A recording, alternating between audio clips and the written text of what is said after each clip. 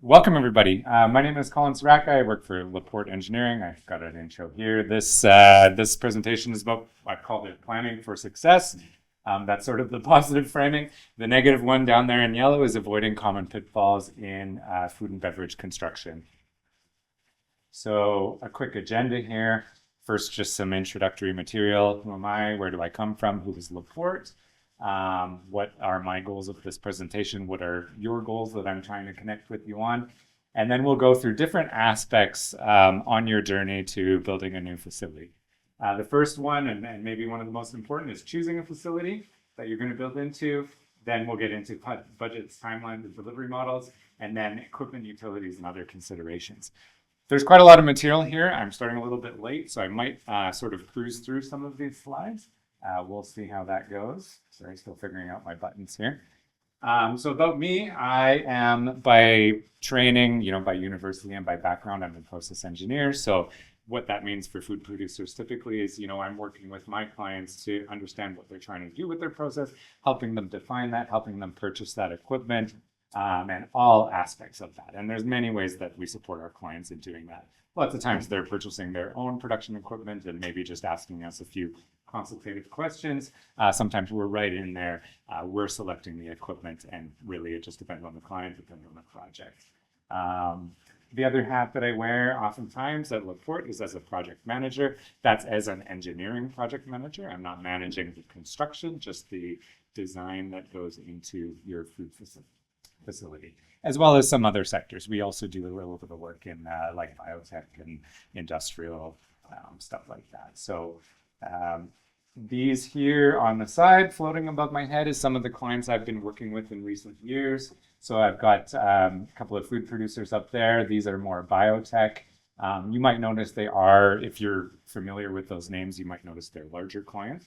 I have worked with many smaller clients as well, and Laporte has as well.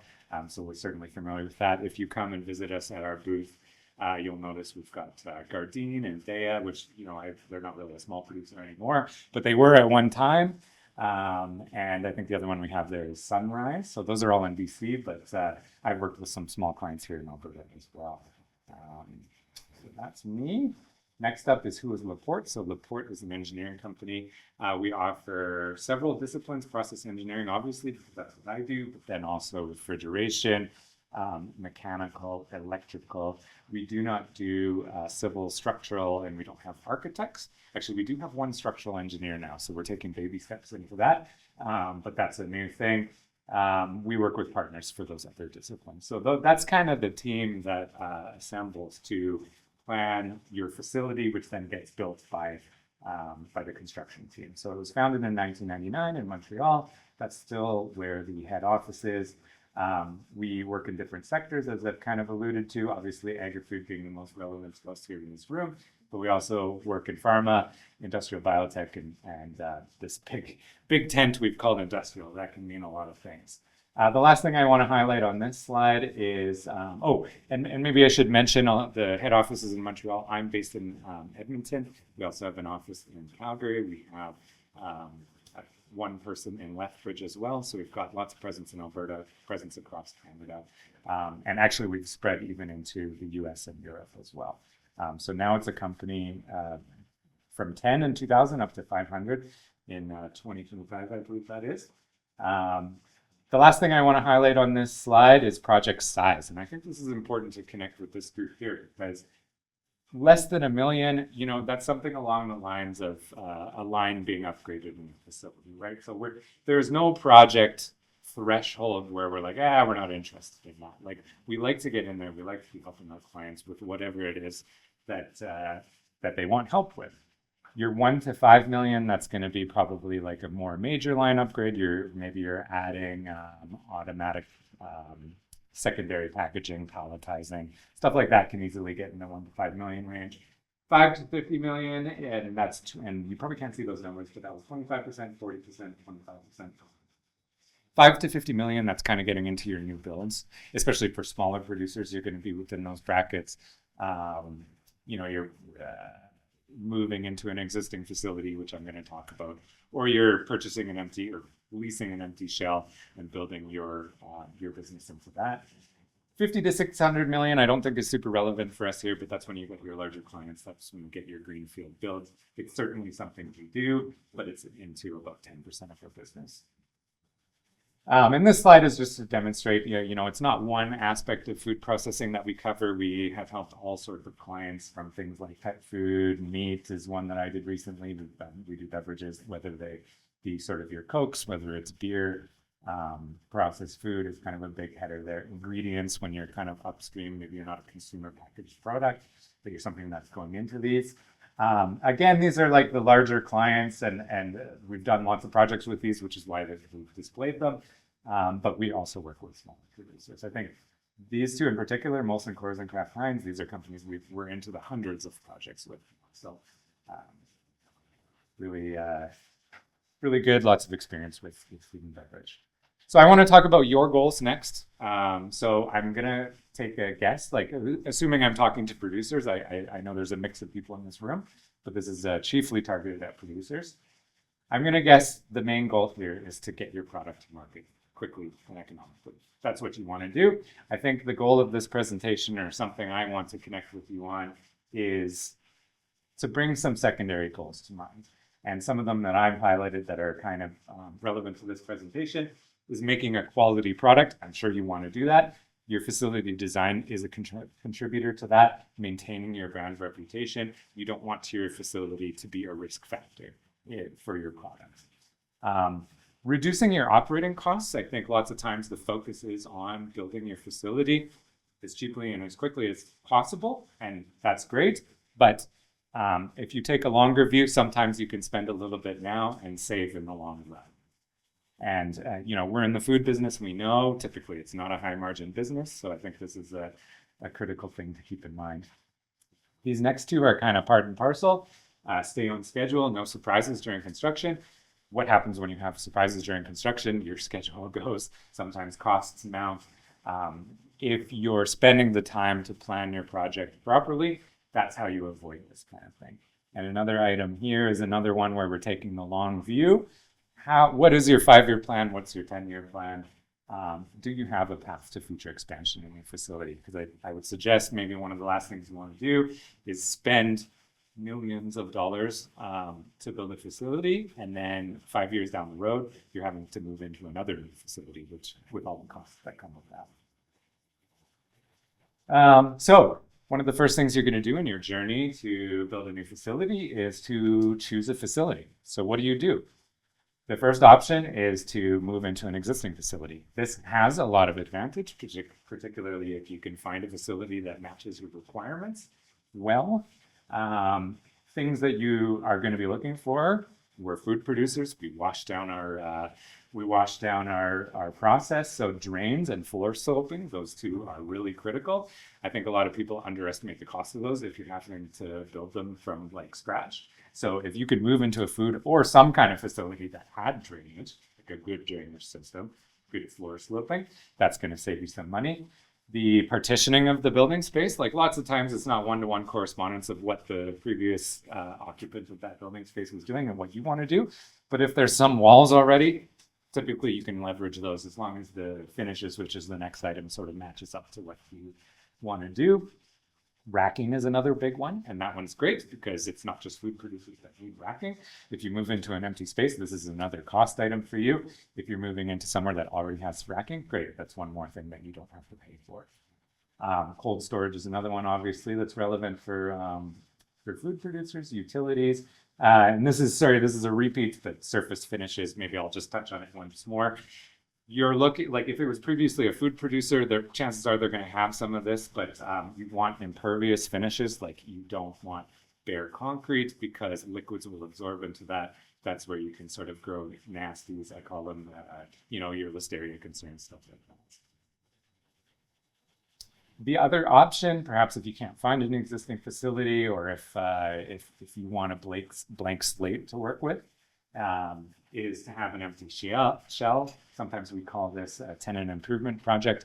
This means you're working in like a big open space, basically. You have a concrete floor, you have trusses, a big open space, and very little else. So this can be good. It certainly has advantages, The costs are often more because now you have to build all these walls. Everything that's needed, you have to add to it, or almost everything that's needed. On the flip side, you don't have to demo anything. I would say on balance, you're probably paying more for an empty shell TI build, but it certainly does have a few advantages. Some general considerations, whether you're moving into an existing facility or an empty shell. Something I find that a lot of clients don't think of is your roof capacity. So as food and beverage producers, typically we have big requirements for air movement and for cooling spaces. Your roof needs to be able to hold that equipment. And if you're having to modify the roof, if you're having to brace the roof, that can be expensive. The other option is placing the equipment outside on the ground, but then you're eating up into space that you potentially want to use for something else. Electrical service is another one. So when you're moving onto production scale, perhaps you're now in a commercial kitchen, food producing can take up a lot of energy, and we do run into scenarios where the electrical capacity that you have available at the site you're looking at might not be sufficient for what you need. And I think it's worthwhile to look into that. I've got other utilities here. You know, if it's an empty shell build, typically you only have water and gas, that being natural gas. If it's an existing facility, you might have other things like steam and compressed air. And I'm going to talk a bit more about those later. I just have a note here. I kind of mentioned it briefly. I think a new building is typically out of reach for a smaller producer. Building a new building, you know, greenfield is not a cheap proposition. So I haven't really put any content in the slides on that. So existing versus new, and this is just a side-by-side comparison. It's a bit of an unfair comparison because the one on the left here it's a before picture. So there was an after to this and it looked a bit nicer. But when you put these side by side, it kind of gives you a visual of like, so this was a food production facility and we took it and we modified it into a new food production facility. We spent some time cleaning things up, painting. You don't really want your food facility to be looking like that. So, you know, this is just to make the point that it's great to be able to move into this space and to be able to reuse some of the infrastructure that's there, but it's not a walk in the park. There's still lots to do. This one on the right was a TI, a tenant improvement or empty shell project. It looks great. I mean, part of that's because it's brand new. You know, we got that part of the way there, but it never looked as clean as that. These pictures also kind of show you some of the things that you might be looking for if you're moving into an existing space. So if I compare the lighting between these two, this actually, despite the fact that it was a food production facility, these lights were terrible for a food production facility. So they actually had a gap between the roof and the light. If there's any spray from your washdown that gets up into there, that little crevice will grow listeria or whatever it was. I'm probably going to keep falling back on listeria. Guess what? That's now above your process and can drip into the process. And that is just about the worst thing imaginable for a food production facility. So that's something to watch out for. Compare that to these lights here. They're open. You can't really see it from the picture, but they're kind of coned or sloped on the top. So if there's any spray that goes up there, it's just going to come right back down. Nothing's going to build up there. You know, you might clean it every now and then, give it like a focused clean or something like that. If you can imagine what this started as, with the columns being like bare steel, well, painted steel, without there being partitions, all of this is new. We enclosed it all in what's called IMP. That's a pretty standard material that you're going to find in a lot of food production facilities because it's nice and clean, goes up pretty quickly. Yeah. Next item here is utilities. So I briefly mentioned steam, compressed air. If those are in the facility that you're moving into, great. You still have to look into them, make sure that the capacity kind of matches what you need from your process, but it gives you a starting point. Lots of times those things are reusable, and that's a cost savings for you. This one in particular was great. There's two aspects to this. This is an HVAC unit, so that's providing air movement through the facility, something that's very important in food production. This one had an additional bonus because this, you know, this train unit here, that's a refrigeration unit. That's for space cooling. For this particular project, we wanted our main production area to be 6 degrees Celsius. because it was a meat product. And having that already in place, fantastic. You'll also notice it's on the roof, so we have a roof that can support at least some large mechanical equipment. So another great thing to have. And I talked about the roof's capacity, but I think on that note, I skipped over the roof access. You need to be able to get onto your roof so that these things can be serviced. So this is another picture, and I kind of envision this as maybe an audience participation. We'll see how it goes. But I guess like looking at this picture, do we see any pros and cons of selecting this space, of moving into this space, if we feel like having that interaction? Is that raw concrete floor and sort of the bottom of the wall? The curbs are raw concrete, so yeah, that's a good one. The floor looks like raw concrete, but it is actually a polyurethane coating.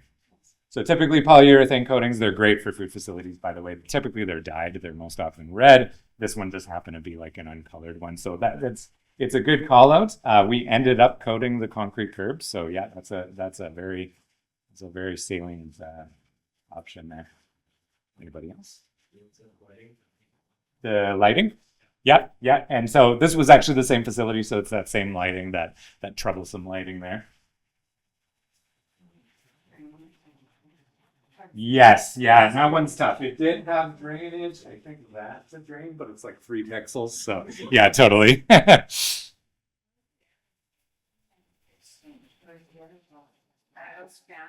what are they, just recirculation, or are they including the exhaust? That's cooling. Yeah. So this was the air is here. Okay. So again, pretty small. Sorry about that. I don't maybe so much with these presentations. This would be a split unit, like a split refrigeration unit. So we're introducing some air into the space, but then it gets cooled by these units inside the room. Yes. Yes.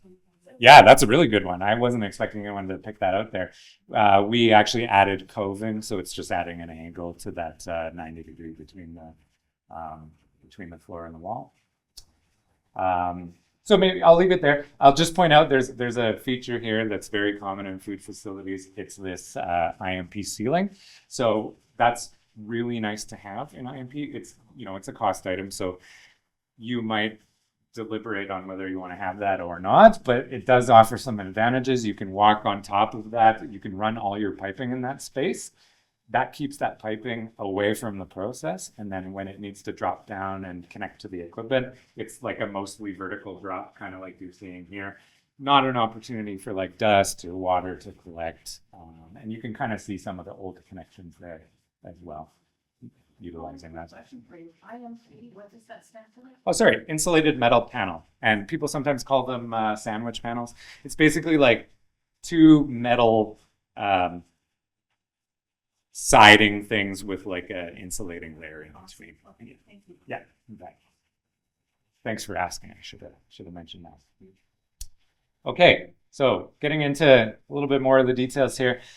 When I had conversations with my colleagues about, what would you want to communicate to potential clients if they're like thinking about or they see a new production facility sometime in their near future? And the top two things that came up were budgets and timelines.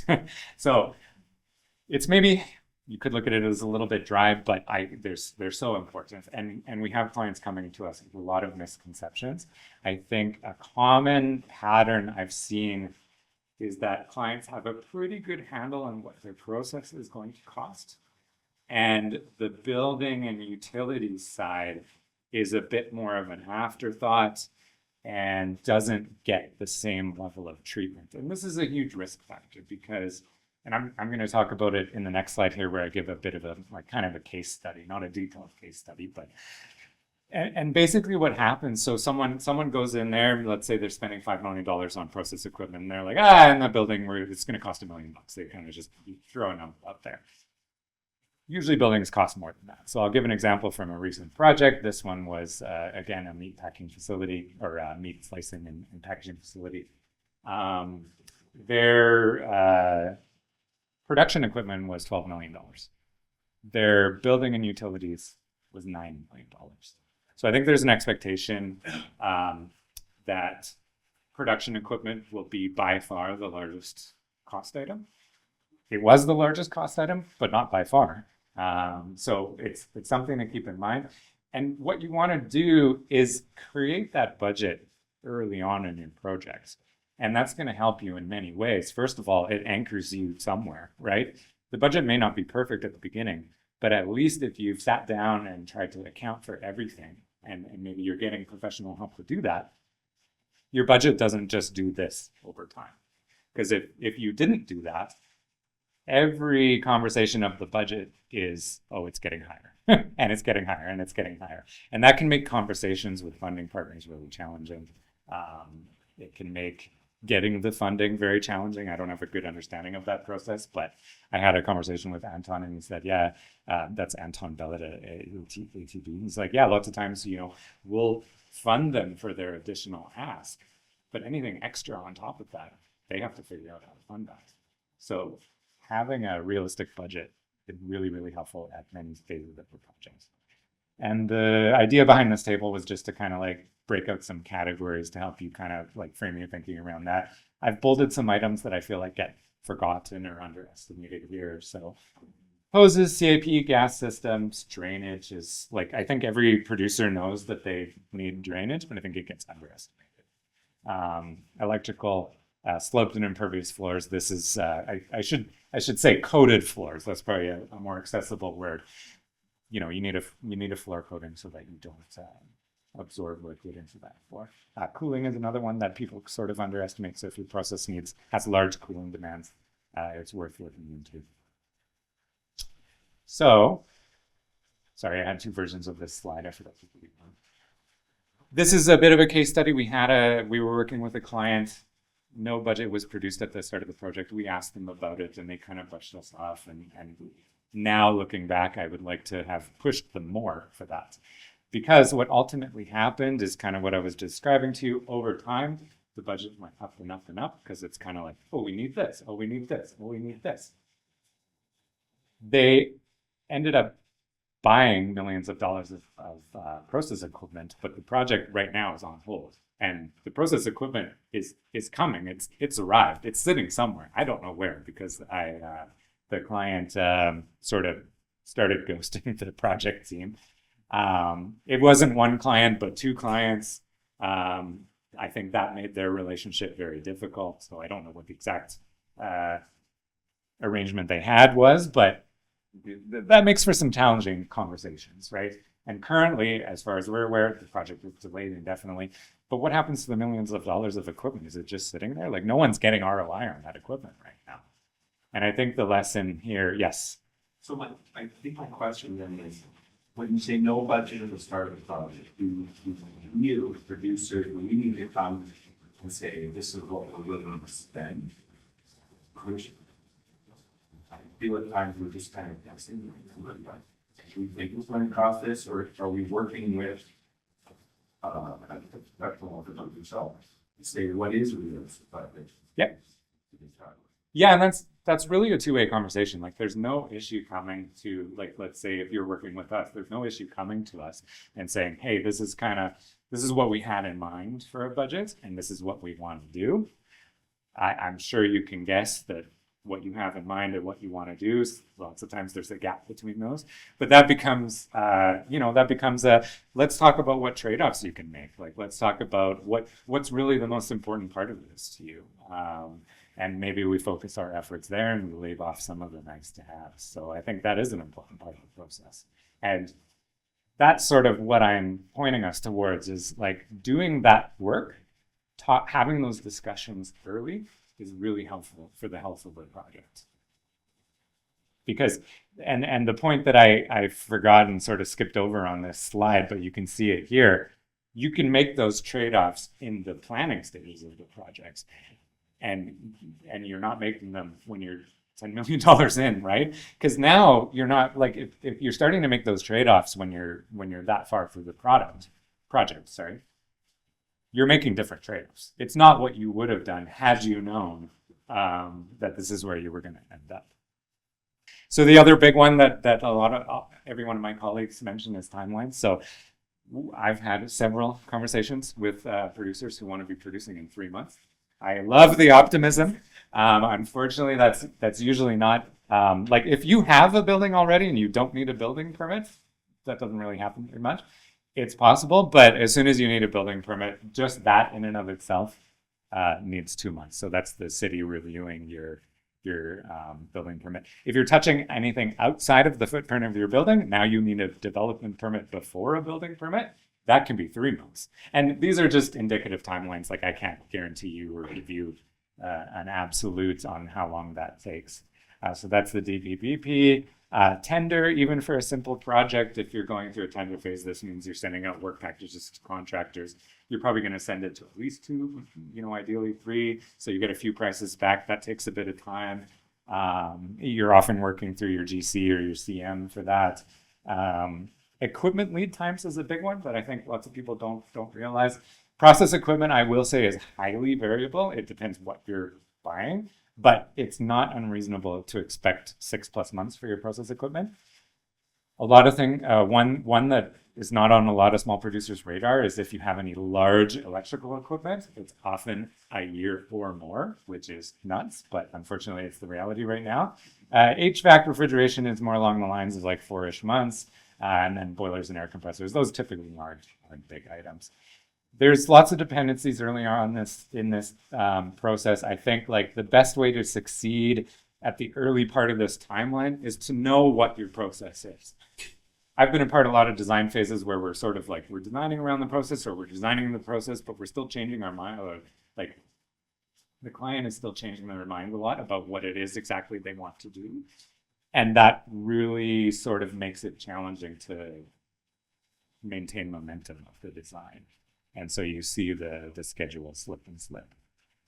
So I guess like, it's not that you can't change the process at all, but having a good handle on your core, I'll call it your core process. What's the backbone of this facility? And then we can play at the margins, but if we're changing the core process, it's going to really introduce timeline challenges. So I've put together kind of like a typical project lifestyle cycle. There's a big disclaimer here to say there is no typical project. It's very dependent on the process or on what exactly it is you're trying to do. This is just to try and anchor for you something that is somewhat realistic. So this is months along the top. You sort of have your design phase activities and your construction. So this is a 2-year project. That's not an unreasonable timeline for a project. So it kind of goes like this. Oftentimes we start with a pre-design. So that's kind of when we're working with you. What's the budget? What's the vision? Let's sketch out what this facility is going to look like in broad terms. Lots of times that gets you to, it's not on the timeline here, but that gets you to a realistic budget. I've said plus or minus 20%. That's usually pretty good at that stage. Oftentimes you have enough information at that stage to go for a DP, your development permit. Then you move into your design where you're elaborating on all of these systems, your electrical, mechanical systems, yada, yada. You're putting all the detail onto that to get to your BP, which happens usually partway through the design. The design's not like done. Oftentimes you can be starting to procure some of your major equipment by this point while you're still designing. So that's a way to shorten the life cycle here. I've left a bit of time for tender, and then the most time-consuming part is the constructing of it itself, right? Like I work in paper space. I don't build walls and equipment and plug in. So that's really the most time-consuming item here for this phase of project or for this scale of projects. So you can do things to have faster schedules or to reduce your schedule risk. You can do things like have pre-application meetings with the municipality. You're going to need to involve an architect if you're doing a building permit, so they will help you with that process. You can do a building permit for base building upgrades. The city doesn't care so much what the process in the building is. What they care about is like life safety items, like exit, egress pass, emergency lighting, stuff like that. So we can kind of like separate those, and that helps us fast track it a little bit. You can start some like demo and abatement early. So, if the building has asbestos or something like that, sometimes you can get permits to do some of that work early. Demo permits is something you'll need for that. Sometimes you can get partial permits. If you're expanding the building footprint, you can get an early start on the foundation. That's called a partial permit for foundation. So that can be a nice tool to gain back a couple extra months or weeks. And again, I'll just reiterate, if you know what your process design is, everything flows from that. So that helps your schedule move along smoothly. So maybe I'll pause there for questions. Yes? Just learning the traffic light there, and so before that, the figuring out about that, does that mean every much the traffic light is instructor 3? Sadly, no. But okay, but thank you for asking, because yes, there is a reason I put the traffic light there. I guess the reason the traffic light there is because you have this item here, creating a realistic budget. So what does that budget do for you? Now you've spent a little bit of money on engineering. Perhaps you've involved the construction manager or the GC. I would say often, and I meant to mention that, but often you're doing that in the design phase, not in the pre-design phase or preliminary design phase. That traffic light is really like, here's our budget check. Like here, we've told you how much the facility you want to build will cost roughly. Now you need to check with your funding partners. You need to tell us, is that doable? Can we do that? Or do we have to go back and reduce the scope and find out ways to streamline? And that's really what I mean by that traffic light. So yes, thank you. I appreciate the supportive questions here. and yeah, so just to touch on that point maybe one more time, yes, you can involve the construction manager. I personally like to do that. I think that's a great step. Construction managers, GCs, they have really good input. Like I'm not one of those engineers that brushes off contractors. They know how to build the thing. I love to get their input. So you include commissioning and the commissioning startups, because we did was work. Yeah. So I didn't on this slide. I did I listed it here and I didn't mention it. So yeah, thanks for bringing it up as well.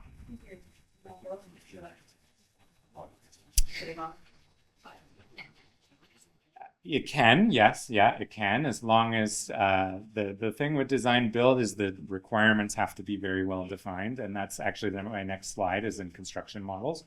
So I'm probably not going to say too much here because I still have lots to get through and I have 10 more minutes. But there are different delivery models, as you're alluding to here. Design bid build would be kind of what you'd more see in like federal procurements, highways and stuff like that. The design team puts together a design. They hand a totally complete design package to multiple general contractors and they get a price back. That can be slow, like because it's a big, long, complex design scope and they're treating it all as one. You want to spend a lot of time comparing those bids. Another option is a CMGC arrangement. So a construction manager, that's more like what I would describe as a partnership. So the CM is brought onto the project team. Instead of giving you a quote for the whole job, they will work with you and quote of the work scopes to the various contractors. And you get some input on who, you might have your favorite contractor, you can make sure they get onto the bid list, et cetera, et cetera. So that can be a nice, useful tool.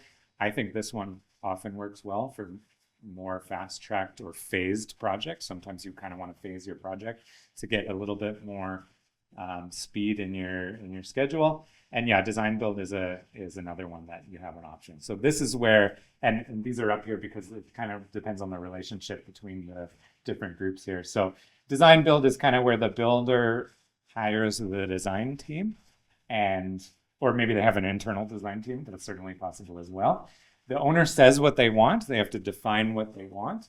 And the builder gives them a quote for that, and then they design build it, I guess. And that can certainly fast track things as well.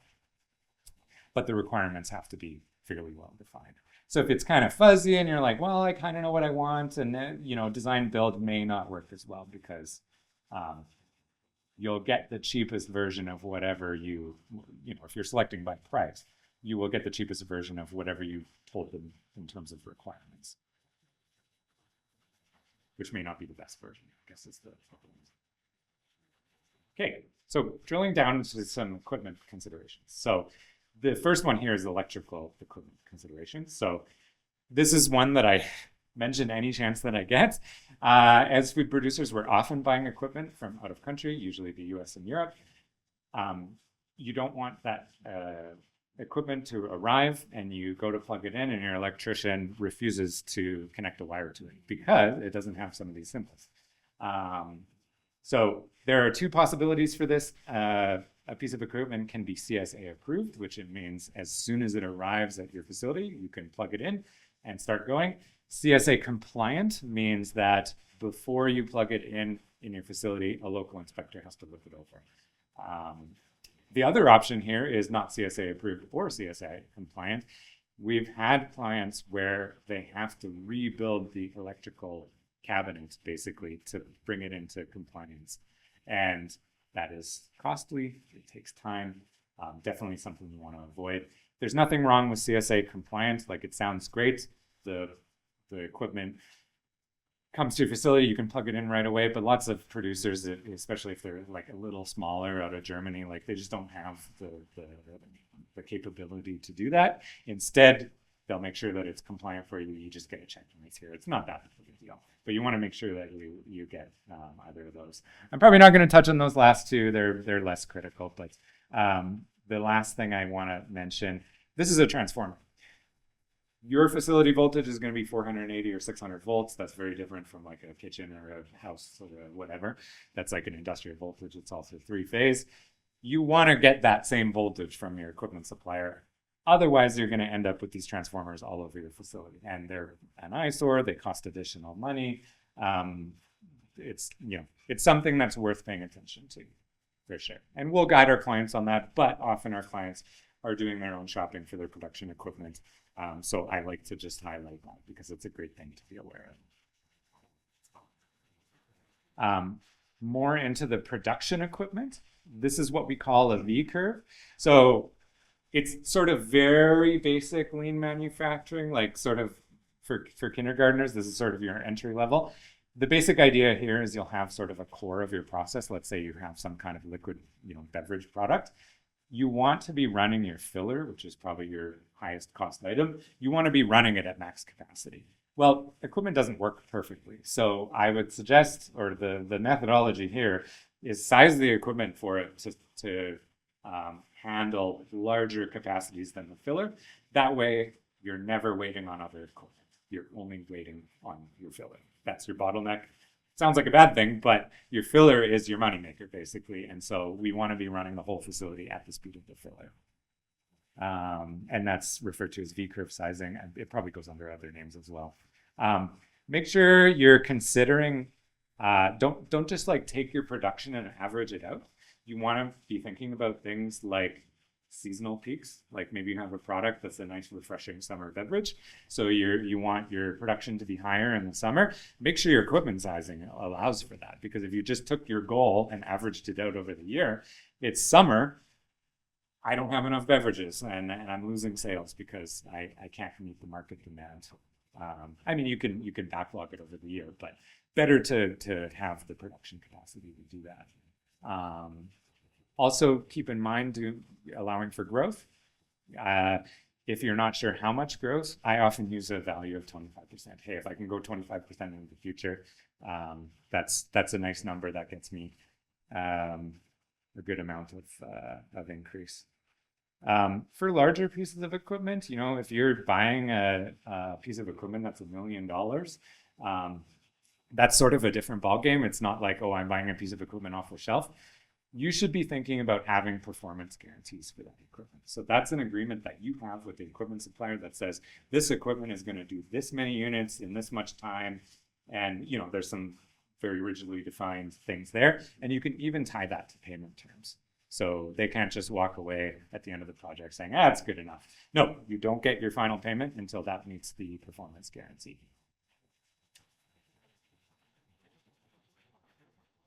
Used equipment, that's why I have this other picture here. Used equipment, of course, can be cost effective, but as with anything, it comes with its own challenges. Complying with local regulations is one of them. Canadian regulations are obviously important. I believe it's been mentioned a few times that we have these non-tariff barriers. Local regulations is one of those. Pressure vessels and pressure piping is one that pops up a lot if you're relocating equipment from other Canadian jurisdictions. Make sure it's suitable to the process. It seems like a no-brainer, but I think sometimes the enthusiasm for getting a deal outweighs the due diligence on making sure it's actually what you want. Make sure the equipment's in good repair. We're in the business of creating food products. We don't want to buy equipment that's a risk factor for our product quality. And the bottom line here is just to validate your equipment before purchase. So this is another one where I have two versions of this.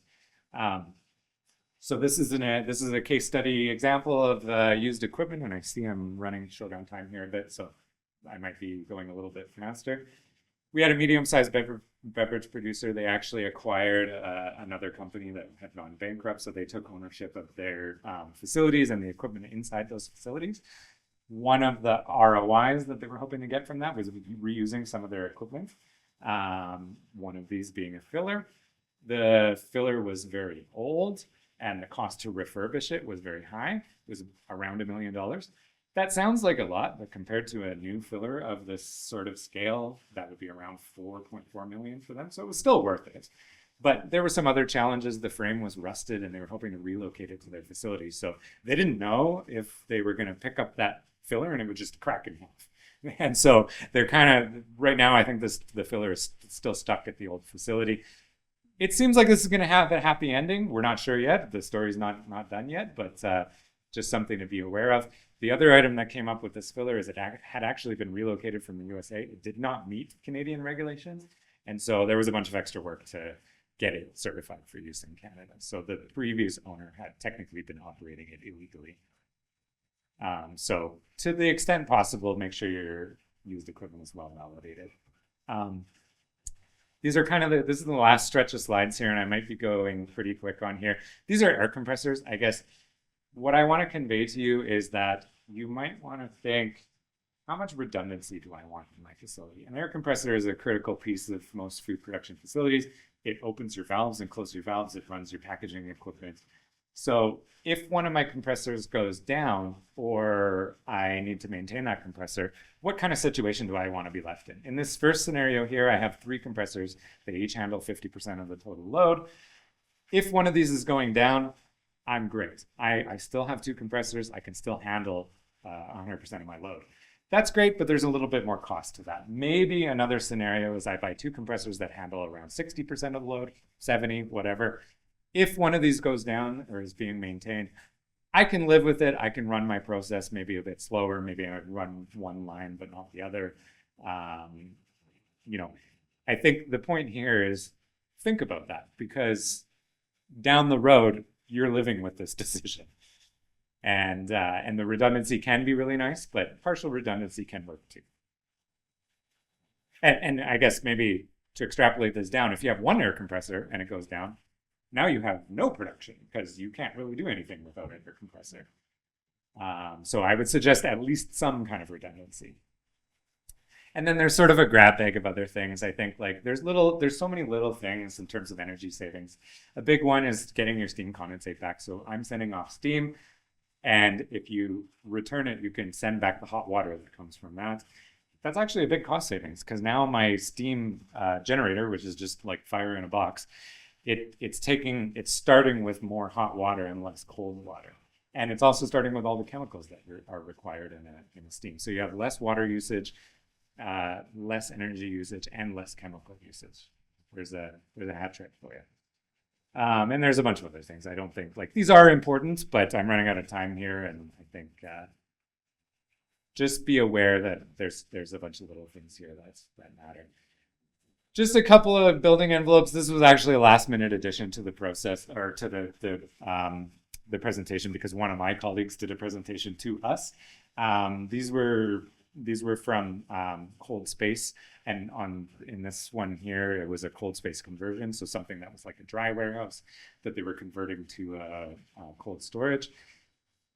you got to make sure to do that properly, because what can happen is the moisture from the surrounding area will ingress into the space. Now it's cold, it'll condense, and suddenly it's raining inside your facility, which is not a situation that anyone wants to be in. I think like the takeaway here is like, make sure you're getting professionals to do this sort of thing and plan it properly. And I think I'm gonna skip over this because I think I'm out of time. So what I'll do one more case study and then I have my conclusion slide. This was for pressure regulation. So I briefly mentioned pressure piping. We had a food producer relocating pressure equipment from another province. The local authorities have different requirements between Alberta, which was where this project was, and BC, which is where the equipment was coming from. It required additional pressure protection. They didn't have their paperwork in order. And they were warned earlier in the project, but they were busy, things got forgotten. And then sort of about a month before they wanted to start up, they were like, oh, we need to do this. And things don't happen that fast usually. And this one led to a delay of about 3 months for them to start up the process.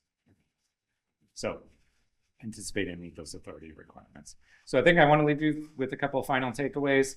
The first is just plan. Like, try and get ahead of these things. Consider the budget, consider the timeline, know what your goals are.